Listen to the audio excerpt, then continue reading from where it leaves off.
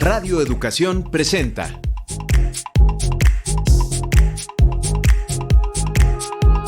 Datos y hechos, información y análisis confiables. Hoy platicamos con Diego Merla, integrante de Oxfam México, sobre el Decálogo de Justicia Fiscal. Mirar al mar es el tema de nuestro reportaje. El triunfo de Sheinbaum frente a Trump con la baja en el impuesto a las remesas es el comentario semanal. En nuestra sección Pasaporte Internacional, Colombia, el espejo de la violencia política. Disfrute de la música elegida para esta emisión. Soy Alma Lilia Martínez y le saludo a nombre de todo el equipo de producción y le invito a que nos acompañe los siguientes minutos con lo más relevante de la información generada en esta semana. Usted puede ponerse en contacto con nosotros a través de un mensaje por WhatsApp al número 5512 3329 15 o llame al 55 41 55 1060. Nos interesa su opinión.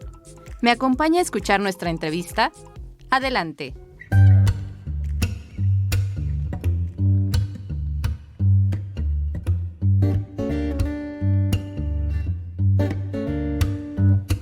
Vislumbres y versiones con Víctor Bárcenas y Diego Merla.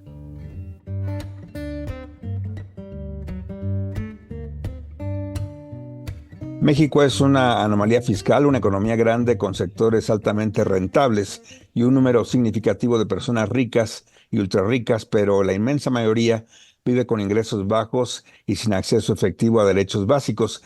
Esta contradicción es moralmente insostenible y físicamente inviable. En nuestro país, la falta de dinero público para garantizar derechos no es una condición natural ni inevitable, es una decisión política. Cada vez que el Estado mira hacia otro lado ante la evasión, la ilusión y los privilegios fiscales, toma partido en favor de los que más tienen y en contra de los que menos reciben. Así se expresa en el inicio del Manifiesto por la Justicia Fiscal de México, elaborado por la organización Oxfam. Hoy conversamos de ello con el economista político Diego Merla, coordinador de la Estrategia de Justicia Fiscal de esta agrupación. Diego, buenas tardes, bienvenido, ¿cómo estás? Muy buenas tardes, Víctor, muy bien, muy agradecido con la invitación y contento de estar acá. Claro, ustedes han hecho un decálogo sobre esta situación de la justicia fiscal. ¿Por qué consideras tú que es necesario tener una visión amplia sobre el dinero público y plantear que la justicia fiscal implica necesariamente una tributación progresiva? Porque creo que ya nos tardamos mucho en tener esta conversación y mientras más nos tardemos, pues más aumenta el costo de no tenerla, ¿no?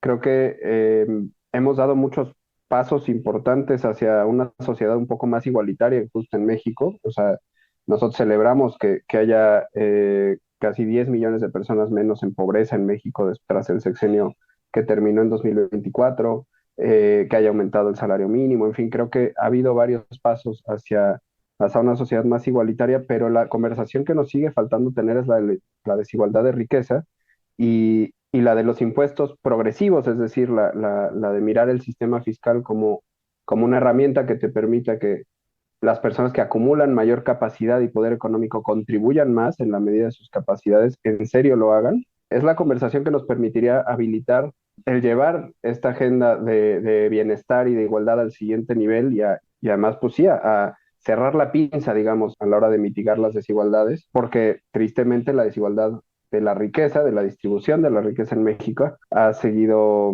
aumentando, ¿no? La concentración en unas pocas manos de la riqueza en México aumenta. Hoy por hoy, 809 personas, que son 0.001% de la población en México, poseen 6 de cada 100 pesos de la riqueza. Y seguimos teniendo 10 millones de personas, poco menos, 9 millones, en pobreza extrema. Entonces son contradicciones que creo que en pleno año 2025 ya no deberíamos estar habitando, ¿no? En un país como México, que es muy rico, pero que recauda muy poco. Diego Merla, desde Oxfam, ¿ustedes ven necesario plantear nuevos impuestos o más bien atacar privilegios fiscales? Pues justamente lo que planteamos en el decálogo son ajustes a impuestos que ya existen, que precisamente están orientados a reducir los privilegios fiscales de unos cuantos, sobre todo las personas más ricas, que pagan mucho menos impuestos en proporción comparado con las personas que perciben sus ingresos por sueldos y salarios, ¿no? Por el fruto de su trabajo. Entonces, lo que planteamos nosotros es más bien ajustar, corregir y traer al siglo XXI impuestos como el predial, la tenencia, meterle un componente ambiental también, porque hay coches muy contaminantes que no están pagando ahorita nada de tenencia y el costo asociado ambiental lo pagamos todos como sociedad. Y luego también hacerle revisiones al ISR para que sea un impuesto que realmente capture las rentas de todos, ¿no? Hoy es un impuesto que pagamos casi cualquiera que tenga un trabajo en donde esté por nómina o que trabaje por honorarios, es decir, si obtienes rentas como fruto de tu trabajo, muy probablemente pagues ISR y pagues una tasa mayor que las personas más ricas en México, porque dichas personas no obtienen sus ingresos de la misma forma que nosotros, sino que muchas veces son ganancias del capital, ganancias en acciones que nunca liquidan, sino que mantienen ahí en sus empresas y entonces nunca pagan impuestos. O por ejemplo, reciben esos ingresos vía dividendos y los dividendos tienen un trato muy distinto a los ingresos por trabajo en nuestro código fiscal, ¿no? Si una persona ganara 500,000 pesos, ya sea por dividendos o por salarios, cuando los gana por dividendos paga dos terceras partes de lo que pagarías si lo ganas por salarios. Entonces ahí hay una disparidad muy fuerte entre quien obtiene sus ingresos por el capital y por su trabajo que creemos que es momento de solventar y que además también tenemos 5 propuestas orientadas a en qué podrían gastarse los ingresos adicionales que traigan estas modificaciones a nuestro sistema fiscal, que sean redistributivas también, que permitan redistribuir mejor los recursos y la riqueza en México, y eso, garantizar el bienestar de todas y todas. Diego Merlet, de sus planteamientos que leíamos, ustedes plantean es un impuesto predial justo y progresivo. ¿Cómo se plantea esto? ¿Cuánto se puede recaudar con ello para la hacienda pública? Sí, ahí lo que planteamos y lo que pasa con el predial es que es muy dispar la recaudación, ¿no? Y si bien, por ejemplo, hay lugares como la Ciudad de México, otras ciudades, Querétaro, Cancún, que no lo cobran mal, digamos, se puede hacer mucho más y hay varios problemas con el predial.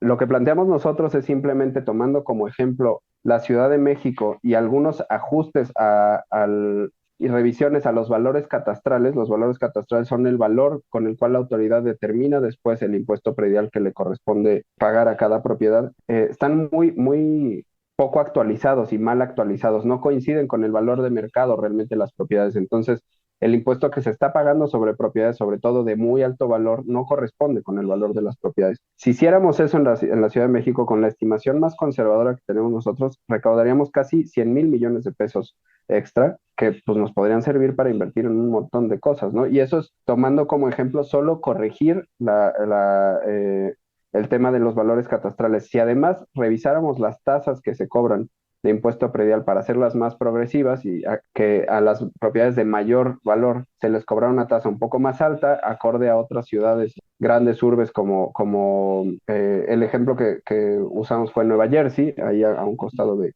Nueva York, donde ya después estaría muy bueno hablar de las propuestas que tiene el nuevo candidato a alcalde, que me parecen muy interesantes, pero podríamos llegar a recaudar hasta 600,000 millones de pesos más si revisáramos las tasas para que fueran más progresivas y que las propiedades de mayor valor en la Ciudad de México pagaran también, contribuyeran un poco más. Y todo esto creo que es importante mencionarlo, Víctor, lo hacemos enfocándonos en que la mayor cantidad de riqueza de México está concentrada en bienes inmuebles que no son la casa que habitan las personas, sino que son segundas casas o edificios completos de departamentos, propiedad de muy pocas personas.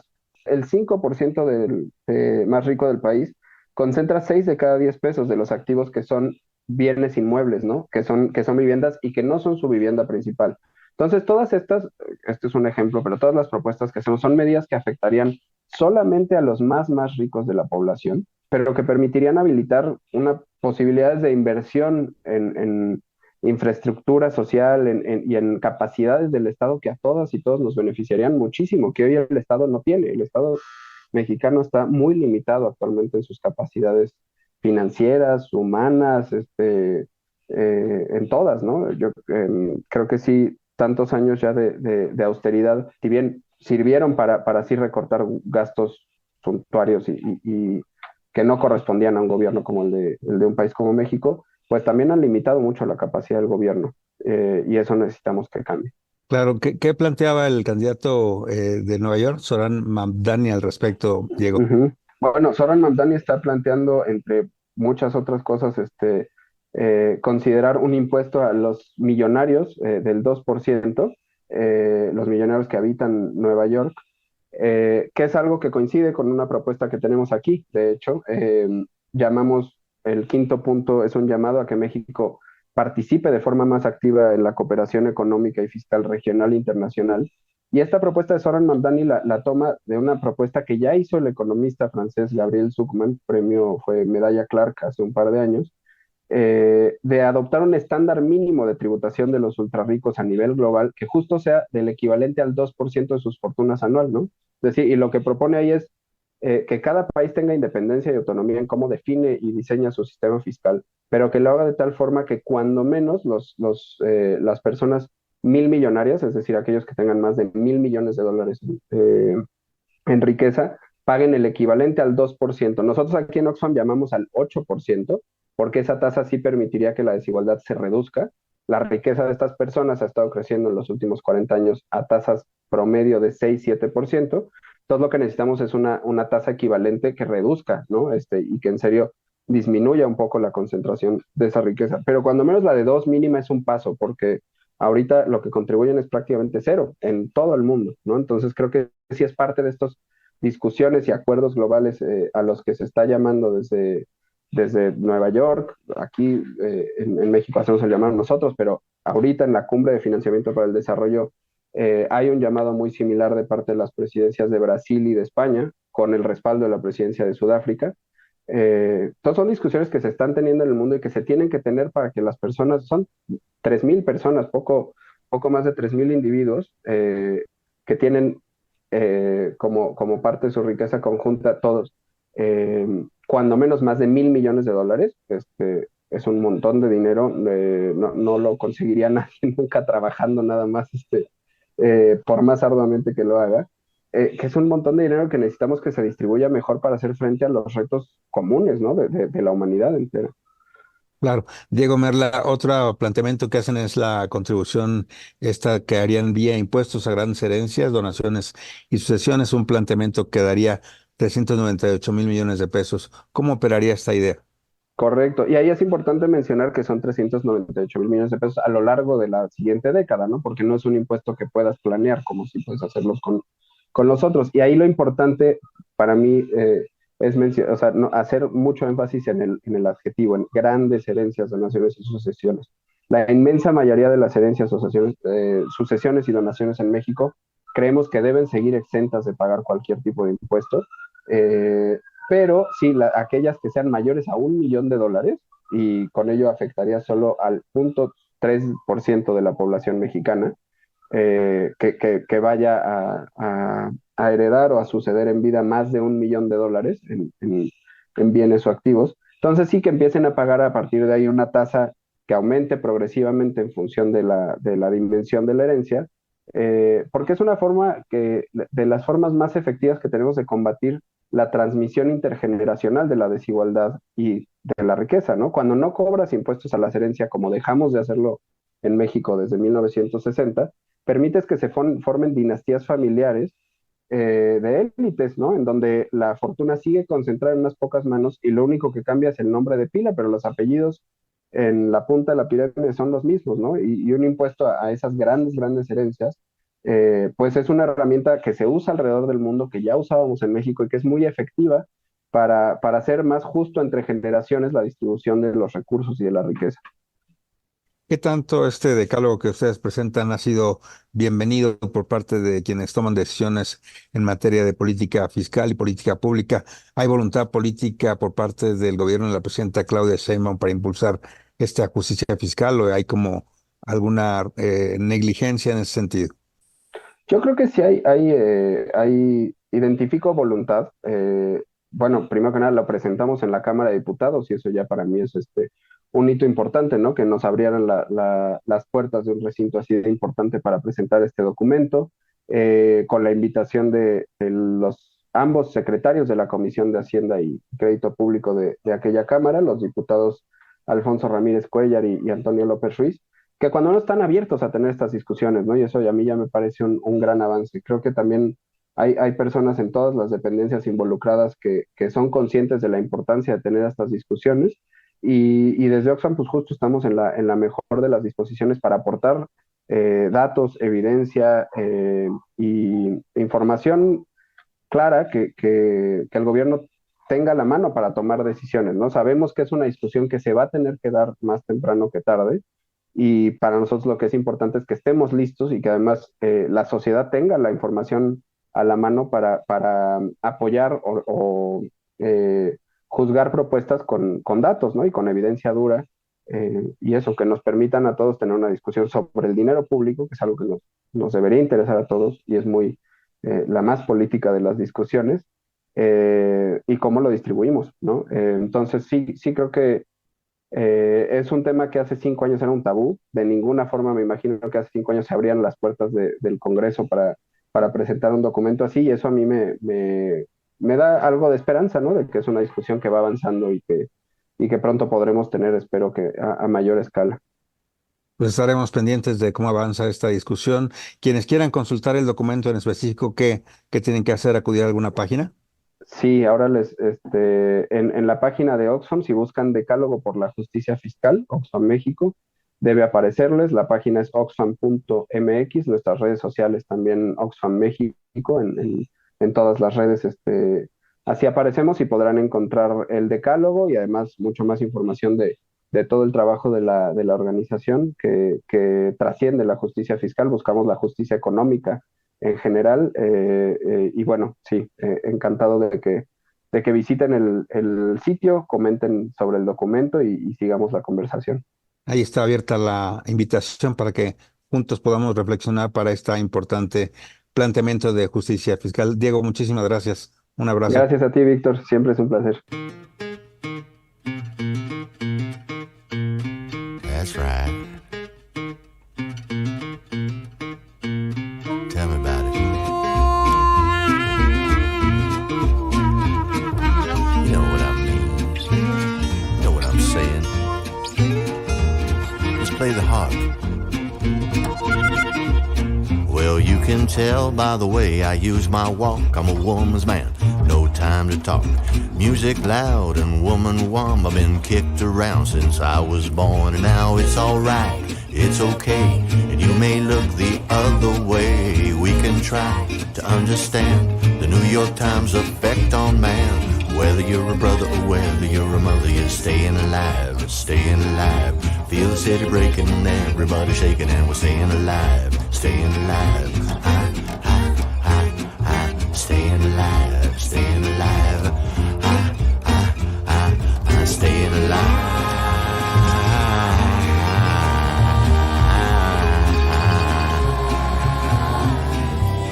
Oh, when you walk.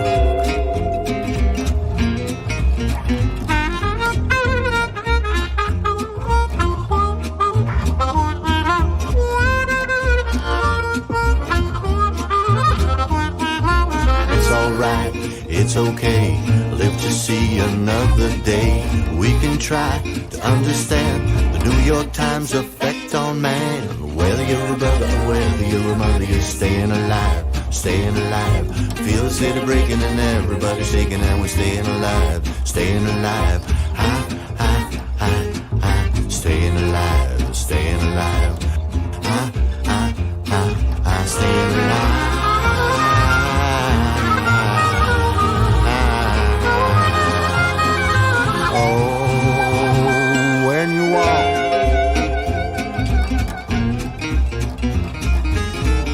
Going nowhere. Somebody help me.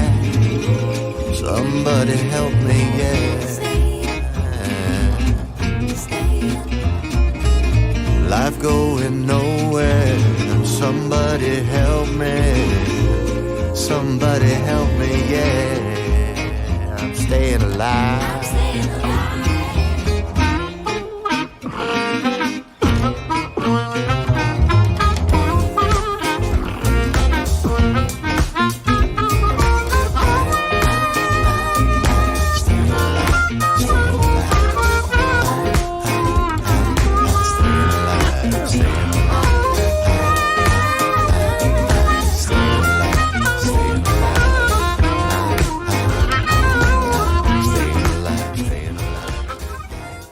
Agradecemos a Diego Merla, coordinador de la Justicia Fiscal de Oxfam México, por el análisis de este tema tan necesario de hablar, la desigualdad de la riqueza en México y los impuestos progresivos.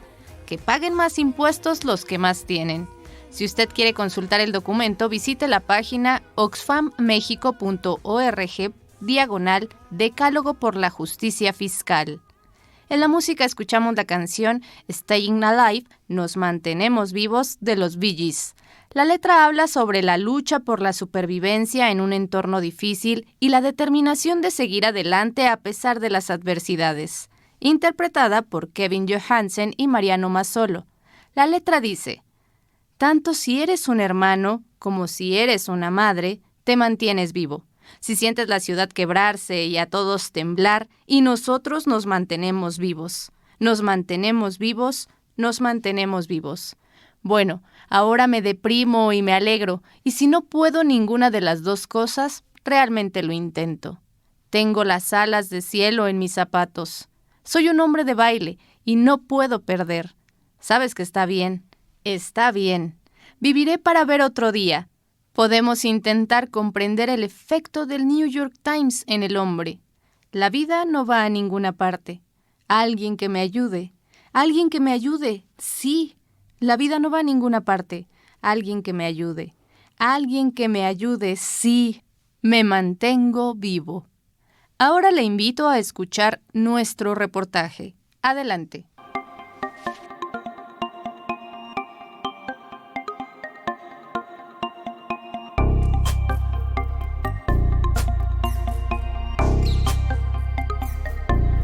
Conexión informativa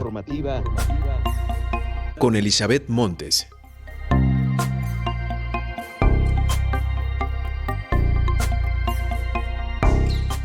Mirar al mar.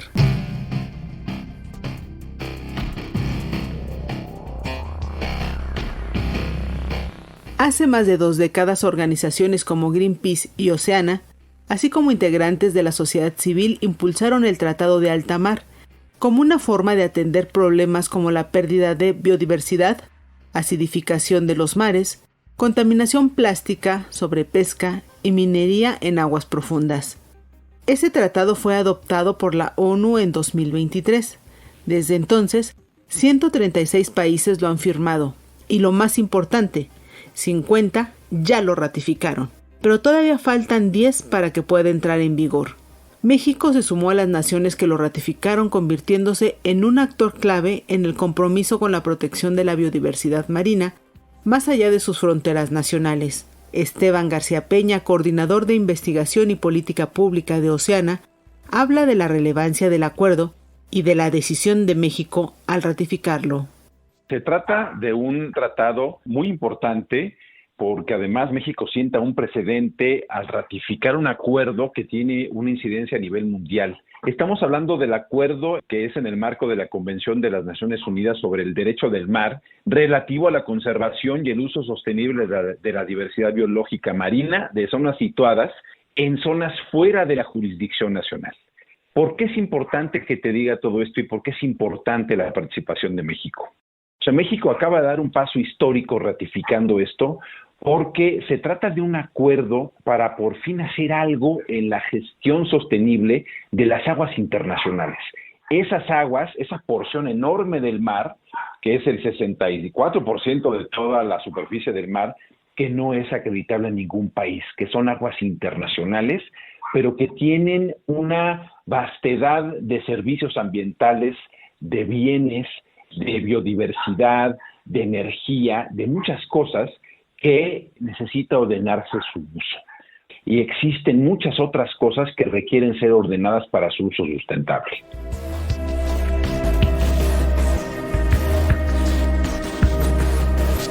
Este acuerdo, conocido también como Tratado Global de los Océanos, que permitirá crear santuarios marinos y proteger los ecosistemas que hacen posible la vida en el planeta, tiene 4 ejes centrales, sobre los que abunda Esteban García Peña, coordinador de investigación y política pública de Oceana. Este acuerdo asegura la participación justa y equitativa en los beneficios derivados de los recursos genéticos marinos. ¿Qué quiere decir esto? que cualquier país tenga esta posibilidad de llevar a cabo investigaciones para que existan beneficios para todas y todos. Segundo, que esto es importantísimo, la creación de áreas marinas protegidas más allá de las jurisdicciones nacionales. Allá en el mar territorial también hay muchas irregularidades. También allá afuera existen malas prácticas. Con esto se van a poder establecer áreas protegidas en las que no cualquier persona y no cualquier país van a poder llevar a cabo ninguna actividad más que con permisos específicos. Tercero, esta posibilidad de llevar a cabo áreas protegidas o de establecer zonas de aprovechamiento sostenible o de aprovechamiento con esta equidad y justicia, cualquier otra persona o país que quiera llevar una actividad, la que sea, va a necesitar forzosamente la evaluación de impacto ambiental. Y finalmente, tiene que ver con el fortalecimiento de capacidades científicas y tecnológicas, específicamente en países de desarrollo.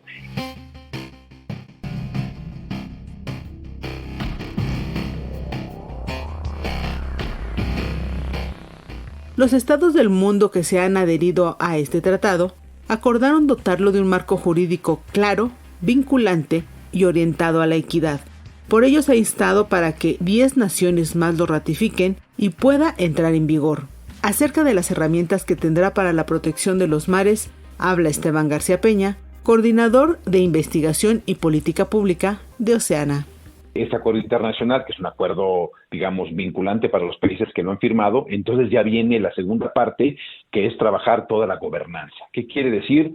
Leyes, reglamentos, establecer las instancias o las instituciones o los organismos internacionales que se van a encargar de todo eso. Hoy por hoy, lo que podemos asegurar es que ya vamos a tener una propiedad internacional acreditable y manejable por un ente internacional, y lo que sigue ahora es la construcción de esa gobernanza y de todas esas instituciones.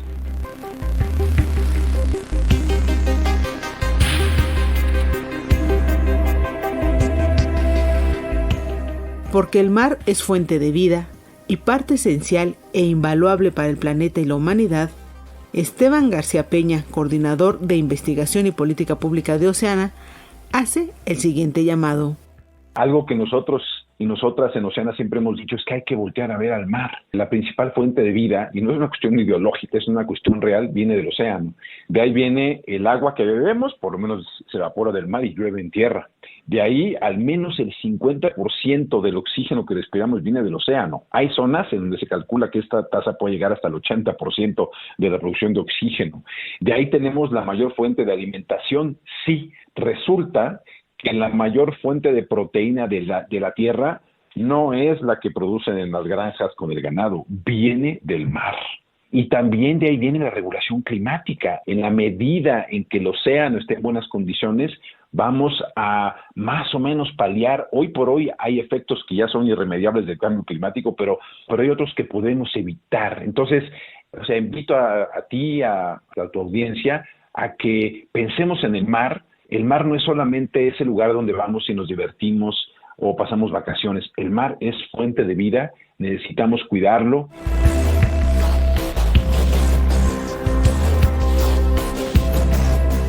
Gracias por tu escucha. Nos reencontramos el próximo viernes con otro tema de interés, aquí en Datos y Hechos.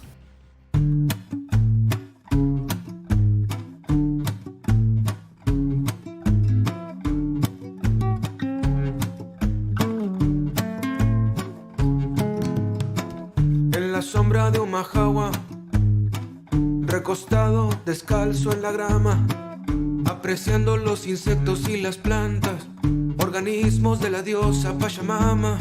La tierra es fértil, me lo dicen las lombrices, a un olivo negro saltan chapulines, pelícanos y pericos vuelan sobre mí, cuanto más por descubrir.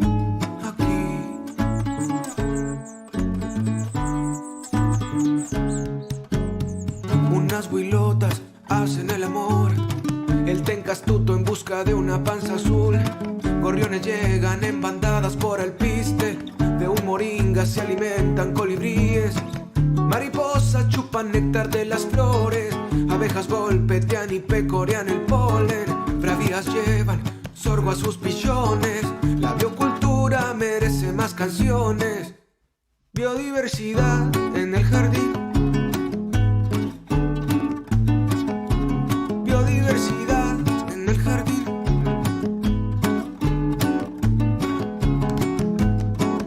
El guamuchil va creciendo, los laureles floreciendo.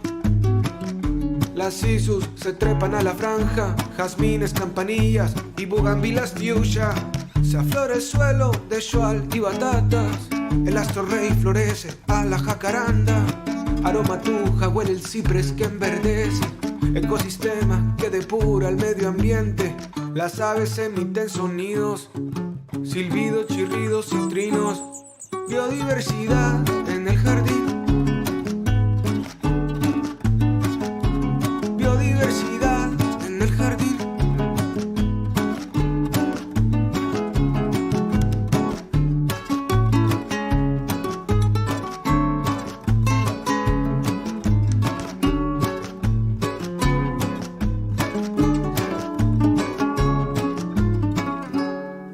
El 64% del mar que no tiene dueño, por decirlo de alguna manera, tiene que ser reglamentado su uso con el propósito de proteger la biodiversidad, la sustentabilidad con equidad y justicia. Atendamos el llamado de Oceana, veamos el alta mar, que es fuente de vida y necesitamos cuidarlo. Acabamos de escuchar la rola llamada Biodiversidad de Manuel Alejandro Arellano Sánchez, interpretada por Cuapá. Cuapá o Manuel Alejandro Arellano Sánchez es un cachanilla, cantautor documentalista nativo de Mexicali. Tiene 16 años dedicado a la producción de audio y video. Ha trabajado en diferentes géneros como arreglista y director artístico. Es influencer podando su ciudad y explorando su región. Su objetivo es despertar y alegrar al pueblo con música, enfocarlos a darles amor a la naturaleza y valorar nuestras raíces. Cuapá dice, el arte necesita de empatía, honestidad y pasión. Usted escucha en Radio Educación el programa Datos y Hechos, Información y Análisis Confiables. Puede comunicarse con el equipo de producción a través de un mensaje de WhatsApp al número 55 12 33 29 15 o marque el 55 41 55 10 60. Está listo el comentario de Víctor Bárcenas. Escuchemos. Libre Expresión con Víctor Bárcenas.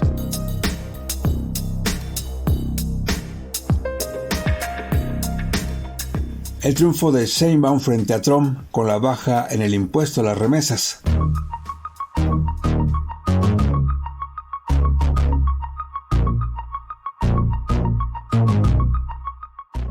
El Congreso estadounidense se perfila estos días a aprobar el controversial paquete fiscal presentado por Donald Trump, en el que se prevé establecer una tasa impositiva de 1% a las remesas de los trabajadores mexicanos migrantes que envían mes a mes con dinero a sus familias. El porcentaje del 1% dista mucho de la amenaza inicial que buscaba imponer el 5% de gravamen al dinero enviado por los connacionales desde territorio estadounidense.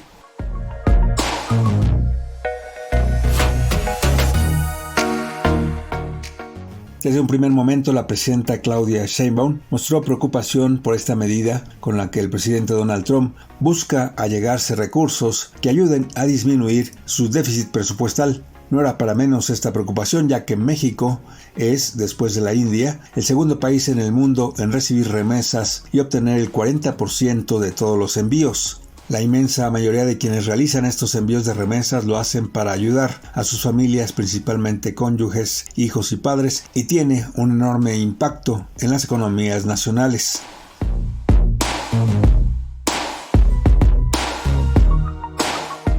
Tan solo durante el año 2024, las remesas enviadas por connacionales mexicanos alcanzaron la cifra de $64,746 millones, lo que significó un aumento del 2.3% con respecto al envío de remesas durante el año 2023 y representaron el 3.5% del Producto Interno Bruto en México. La presidenta Claudia Sheinbaum criticó la medida de imponer 5% de gravamen a las remesas al calificarla como discriminatoria y violatoria de tratados bilaterales, al considerar que se convertía en los hechos en una doble tributación, ya que los migrantes mexicanos pagan sus impuestos respectivos al obtener ese dinero, producto de su trabajo y esfuerzo. En tal contexto, la presidenta llamó a los senadores mexicanos a abordar el tema y convencer a sus pares estadounidenses de que la medida afecta la economía binacional, y pidió a los mexicanos residentes legales en Estados Unidos enviaran cartas y peticiones a sus representantes legislativos para que se echara para atrás esta disposición.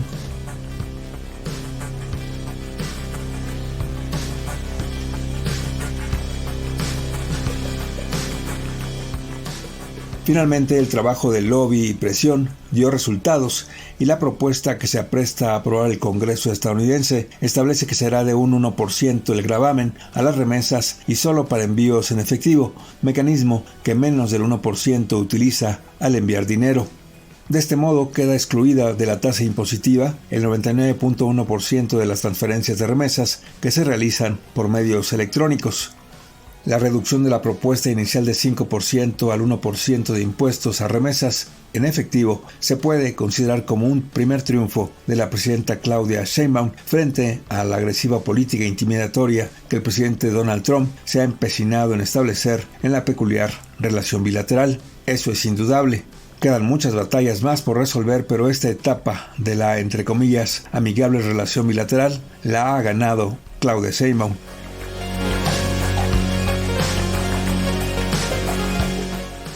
La presidenta anunció que incluso para ayudar a los migrantes que envían sus remesas en efectivo y que pudieran verse afectados por el gravamen del 1%, su gobierno buscará establecer un programa que busca la bancarización de los migrantes a través del uso de la tarjeta financiera para el bienestar, que además de promover el ahorro, ayudará al envío de las remesas por medios electrónicos.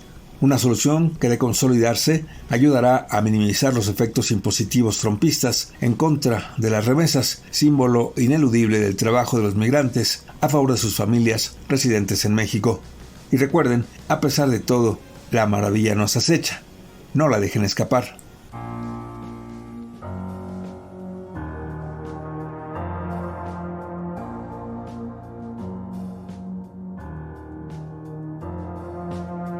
No camelo perfume de Nina Ricci, sin más del libro de la Silvia Federici.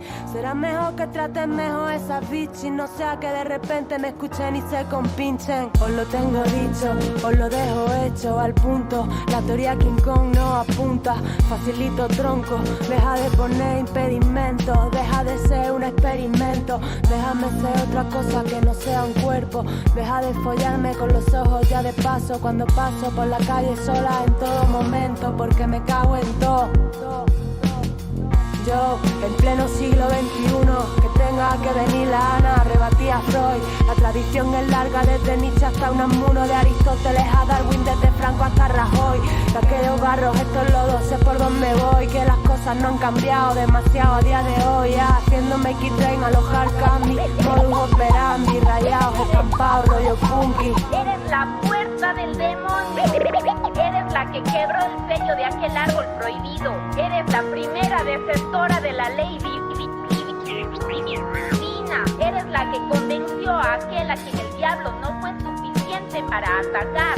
Así de fácil destruirse la imagen de Dios, del hombre, a causa de tu deserción, mujer. Que venga Dios y lo vea como se hace la máquina, ardió en la hoguera contra brujas durante la Inquisición. Vale, que monten sus ministros festivales feministas contra la segregación, alimentando el tópico con discriminación positiva, que es mentira, no es ninguna solución. Yo hago lo que quiero bajo el niño, no andes sola. Mujer en toda regla, poetiza con mayúsculas. Descontrolada por la ciudad cantando hardcore, con camisas y tacones altos, con la moral muy por encima de sus cuentos, como la de otras tantas putas que mueren callando. Yo ando cayendo ya, encallándome en mi propia guerra civil, como Lucis trata, sin más que decir que aportar a la causa. Buen trabajo de lobby y presión política por parte del gobierno de México. Pero no olvidemos que nuestros connacionales y la población estadounidense también han hecho un gran trabajo, aún poniéndose en riesgo al manifestarse en contra de ese gravamen y las deportaciones. Esperemos que se logre el plan de la tarjeta financiera para el bienestar y que nuestros migrantes estén protegidos. En la música acabamos de escuchar a Gata Katana interpretar su rola Lisístrata. Ana Isabel García Llorente, más conocida por sus nombres artísticos Gata Katana y Ana Esforza, nació en Córdoba en 1991. Falleció el 2 de marzo de 2017 en Madrid por una intoxicación alimenticia. Era politóloga y tenía un máster en política internacional. Gata Katana, artista polifacética, compaginó sus trabajos musicales dentro del género rap con la escritura de poemas y con la participación en recitales y concursos de slam poetry. A los 18 años, en 2008, empezó su carrera. Ella es una dualidad entre el lado salvaje de la vida y la sensibilidad más profunda. Nos trae una poética cargada de referencias clásicas que se mezclan con la realidad más cotidiana. Es una música con mucho contenido y bastante dura, en contraste con toda la música light, vacía y políticamente correcta que sonaba en la radio. Los ritmos de sus últimos trabajos invitan a pensar en nuevas posibilidades para abordar la esencia del rap sin dejar de adaptarse a las tendencias actuales. Ahora traslademos nuestro radar hacia América del Sur. Escuchemos. Så mycket idéer och tankar och kurser man kan gå hur man So Belle tells her father. Manifestato, quelle che ha... Pasaporte Internacional a cargo de Ricardo Mercado Bravo. Colombia, el espejo de la violencia política.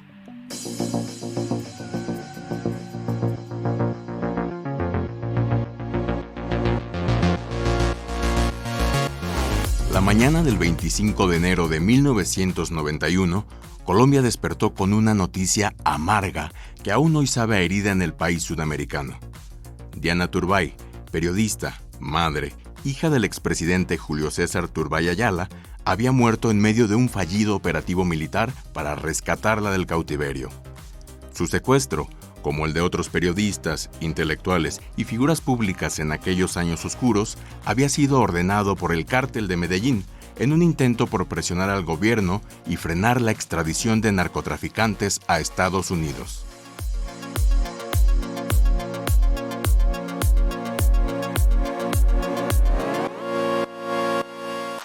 Turbay, directora de la revista Hoy por Hoy, no solo era una figura mediática de renombre, sino reconocida como una mujer comprometida con la búsqueda de la verdad, voluntad imprescindible en cualquier gran comunicadora. Había llegado al periodismo no solo por tradición familiar o apellido, sino por convicción. En su voz, pausada y firme, parecía que cabía el país entero, con sus contradicciones, su dolor y su esperanza.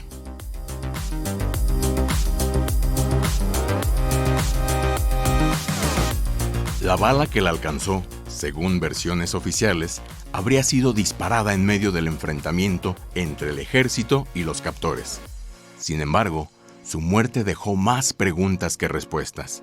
La imagen de Diana herida, trasladada sin asistencia médica adecuada, quedó grabada en la memoria nacional como símbolo de un país desgarrado entre el poder del narco y la fragilidad del Estado, donde los ciudadanos se llevaban la peor parte.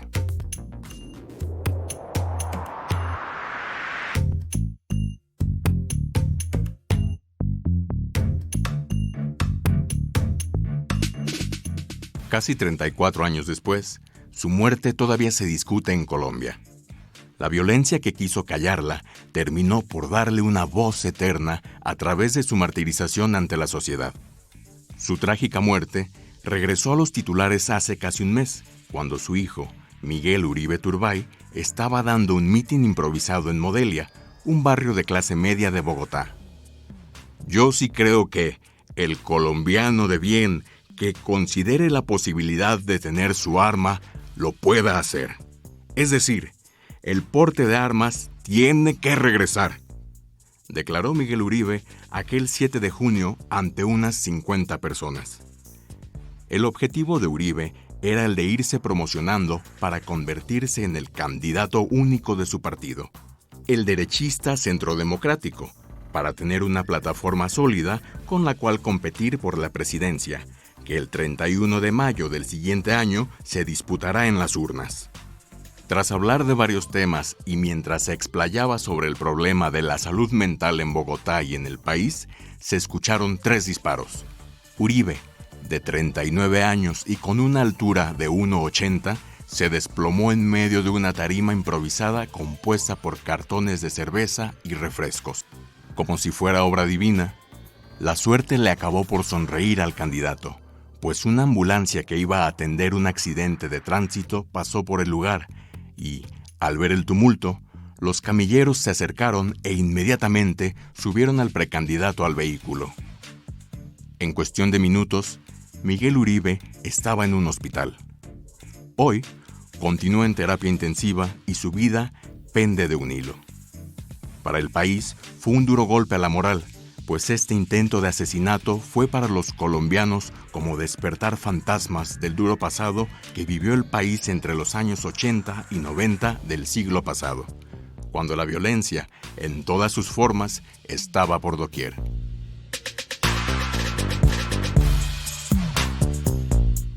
Jaime Pardo Leal, Carlos Pizarro León Gómez, Álvaro Gómez Hurtado, Bernardo Jaramillo Osa y en especial Luis Carlos Galán son nombres que son reconocidos por gran parte de los colombianos porque fueron prominentes personajes dentro de la política colombiana que sufrieron lo de Miguel Uribe, pero con distinta fortuna. En un espacio de menos de una década, en Colombia hubo 5 asesinatos perpetrados en contra de candidatos presidenciales de distintos espectros políticos.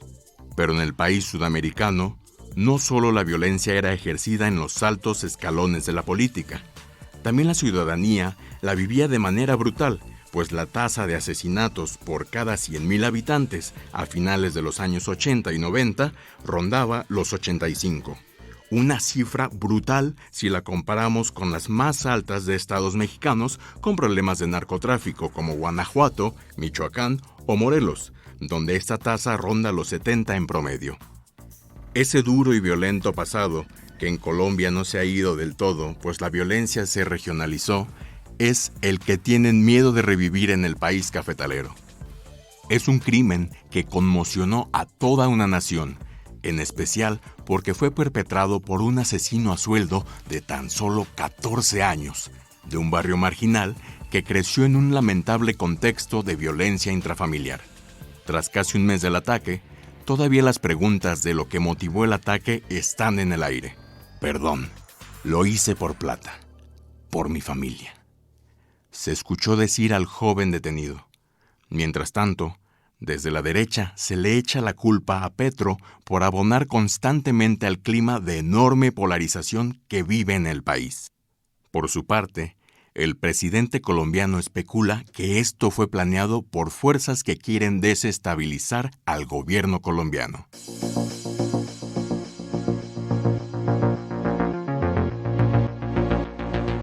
Y como latinoamericanos, y en especial como mexicanos, cabe vernos en el espejo colombiano. En nuestras pasadas elecciones, alrededor de 37 candidatos fueron asesinados y nuestro promedio de asesinatos y desaparecidos sigue subiendo desde hace años. Mientras en Colombia despiertan fantasmas del pasado, en países como México, Ecuador, Honduras o Venezuela, la violencia es una moneda de cambio día con día. En Latinoamérica, la región más violenta del mundo, se le puso una raya más al tigre. Texto de Ricardo Mercado Bravo, lectura de Óscar Solís. Les paroles n'ont plus d'importance. 24.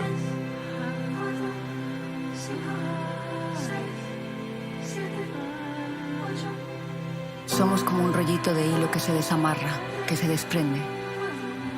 Un cordón que se desliga para descubrir el día con los ojos despiertos. Nacemos y aprendemos a ser hijos del tiempo, así como los caracoles aprenden a ser de las orillas. Aprendimos a correr junto a los segundos que son interminables, porque seguirán estando cuando no estemos. Nada se detiene. Ni la firmeza de una piedra gigante se detiene, porque el mundo en el que vive se mueve alrededor de ella. Y si el mundo se mueve, todos nos movemos. Por eso hay que morir para que otros nazcan, para que nada se detenga, para que todo siempre empiece. Pero todo lo que empieza en algún momento deja de existir. Por eso hay que vivir sin perdernos nada, desvelados sin pestañear, así como las ventanas se desvelan para recibir al sol, hasta que el corazón explote, hasta que nos tengan que sacar de la fiesta, hasta que se nos olvide que las cosas se acaban, para que nunca sea siempre, para que seamos infinitos.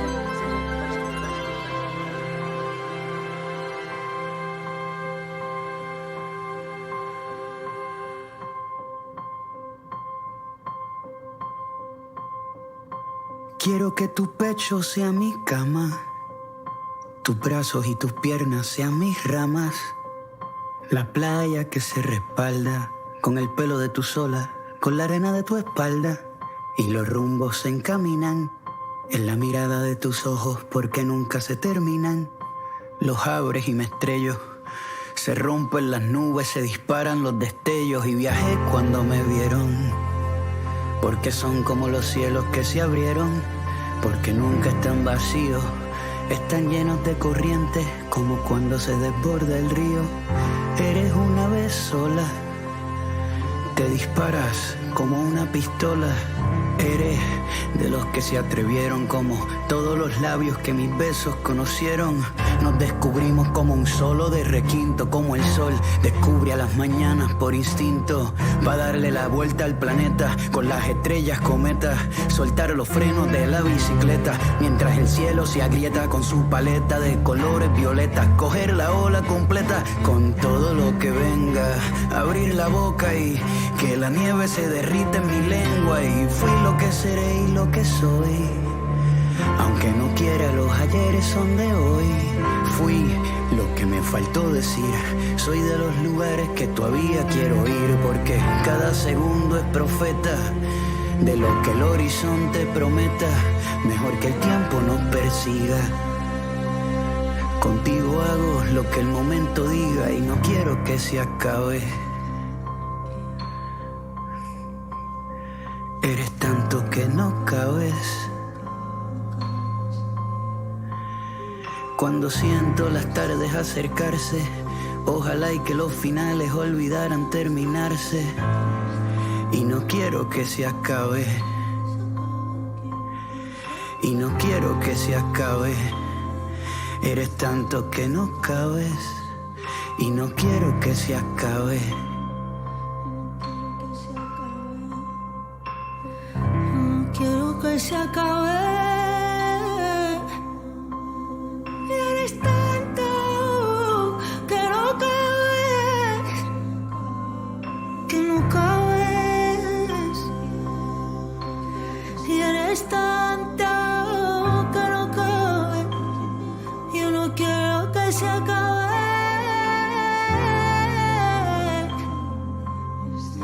Y eres tanto que no cabes.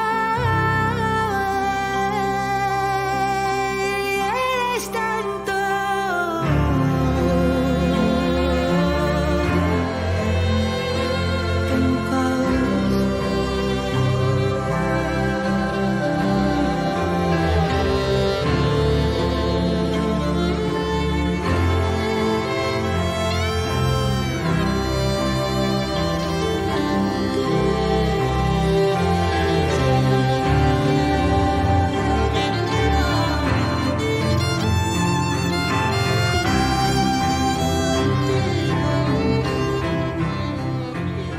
Triste y difícil situación con la violencia en Latinoamérica. Se tiene que actuar desde todos los niveles para acabar con esta brutalidad que ejerce el narcotráfico en la región y nos preocupa sobre todo en nuestro país.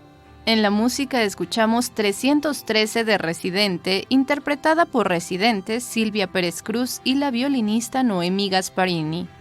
La historia del último sencillo de Residente, 313, que forma parte de su disco Las letras ya no importan, remite, según el propio rapero, a cuando nos descubrimos como un solo de requinto, como el sol descubre a las mañanas por instinto. Esos versos rondaban su mente desde que falleció su amiga y musa Valentina Gasparini, violinista de raíces italianas y mexicanas que se suicidó en 2022. Cuando publicó su nuevo disco, Residente explicó que, desde la ausencia de Valentina, me empezó a salir el número 313 por todos lados, en las habitaciones del hotel, en el teléfono, en los relojes, en el microondas, en las direcciones, en todos lados. No sabía que el número 313 estaba conectado contigo. La canción nació de manera inexplicable, sobrenatural y mágica, inspirada en mi amiga Valentina, una joven talentosa que, aunque ya no está físicamente aquí, sigue estando. Es un homenaje al tiempo y a las cosas que no queremos que se acaben, dice Residente. Llegamos al final de esta emisión. Le recordamos que puede sintonizar el próximo viernes a la misma hora Datos y Hechos, información y análisis confiables, en donde analizaremos lo más relevante de los acontecimientos nacionales e internacionales. Se despide Alma Lilia Martínez a nombre del equipo de producción.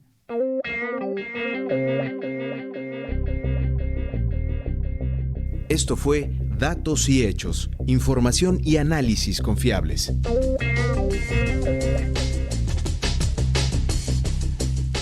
Participamos en este programa Servicio Social Jocelyn Reyes y Gerson Muñoz. En el equipo de producción Guillermo Lagarda Trillo, Heréndira Salazar, Víctor Bárcenas, Elizabeth Montes, Óscar Solís, Ricardo Mercado Bravo, Sergio Bonilla, Alma Lilia Martínez y Laura Elena Padrón. Una producción de Radio Educación.